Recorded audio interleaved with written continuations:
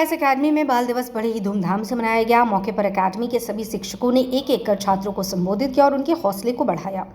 छात्रों ने शिक्षकों की बातों को गंभीरतापूर्वक सुना। सभी छात्रों ने मिलकर अकेडमी को बहुत ही सुंदर तरीके से सजाया। वहीं संबोधि आईएएस अकेडमी की ओर से छात्रों के लिए गोलगप्पे के स्टॉल लगाए गए थे। कार्यक्रम में संबोधि आईएएस अकेडमी से तैयारी कर रेलवे में नौकरी पाने वाली झरिया की रहने वाली करिश्मा यादव और वैभव कुमार को सम्मानित किया गया, जिसके बाद अकादमी के शिक्षक सागर कुमार ने कहा कि संबोधि आईएएस अकादमी नए लक्ष्य और नए उद्देश्य के साथ छात्रों को एक बेहतर माहौल में सिलेबस की तैयारी कराता है। जल्द ही पीटी के रिजल्ट्स आने वाले हैं। हमें भरोसा है कि यहाँ से भी कुछ छात्र अवश्य ही सफल होंगे।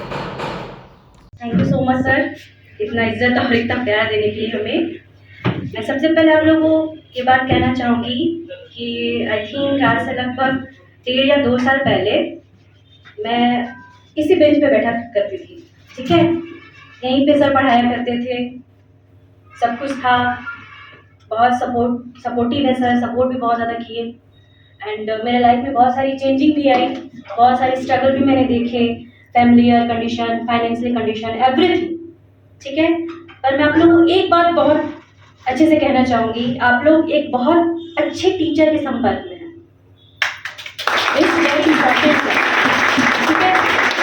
क्योंकि जैसे मैंने तो पढ़ाई तो कंपटीशन तो बहुत पहले से ही कर रही हूँ। आई थिंक जब मैंने 11th-12th पास आउट किया, उसके पहले से भी शायद स्कूल लाइफ से ही मेरा मन में था कि हमें कंपटीशन लाइन में जाना है।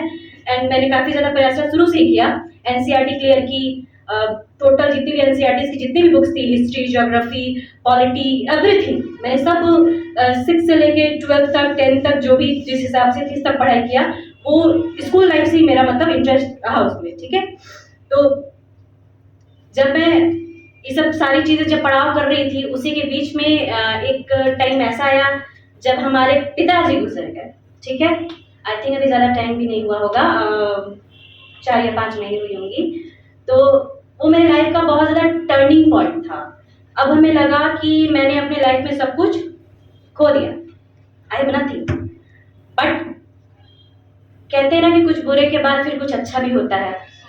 तो मेरे साथ ऐसा हुआ, ये जो एग्ज़ाम थी मैंने बहुत पहले दे रखी थी, बहुत पहले। मेरा कोई उम्मीद नहीं था कि मेरी सिलेक्शन होगी, मैंने सोचा भी नहीं था। बस मैं पढ़ाई करती थी और आगे बढ़ती जाती थी, सोचती थी होगा होगा, नहीं होगा नहीं होगा, आगे देखा जाएगा।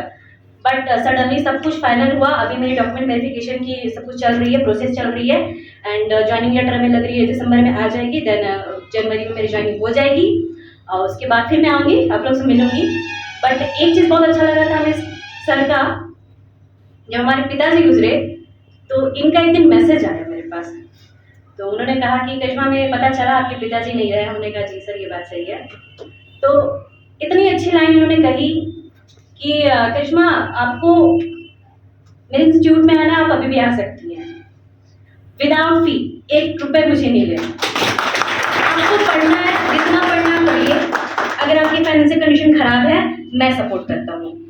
तो वो जो लाइन थी ना, बहुत ज़्यादा मुझे छू गई थी। बहुत बताएंगे आज के इस कार्यक्रम के विषय में क्या है?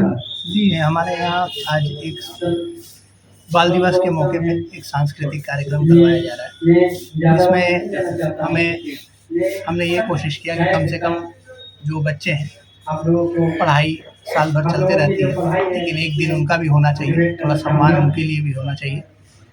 इनमें से एक हमारी पुराने स्टूडेंट करिश्मा यादव ने मिनिस्ट्री ऑफ रेलवे में सिलेक्शन पाया है, उन्हें भी सम्मानित किया गया आज के दिन में।